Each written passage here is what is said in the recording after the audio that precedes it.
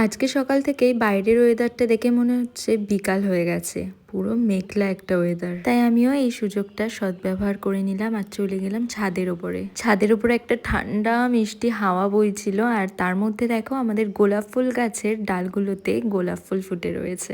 এরপর আমি স্নান সেরে নিলাম, আর আজকে আমার দোকানে যাওয়ার কোনো তাড়া নেই, কারণ আজকে আমি সৌরভকে বলেই দিয়েছিলাম আজকে আর আমি দোকানে যাব না। আজকে আমি যেহেতু আবার চলে যাচ্ছি শ্বশুর বাড়িতে, তাই একটু বাড়িতেই থাকতে চাই। তোমাদের মধ্যে কেউ একজন আমাকে কমেন্ট করেছিলে যে দিদি চুল ছেড়ে সিঁদুর পরবে না, তো আমি কিন্তু চুল ছেড়ে সিঁদুর পরি না, আমার পেছনে ক্লিপ লাগানো থাকে, সেটাই তোমাদেরকে দেখালাম। আর অবশ্যই আমি খুব খুশি হই তোমরা আমার এরকম ছোটোখাটো ভুল ত্রুটি আমাকে ধরিয়ে দেবে অবশ্যই।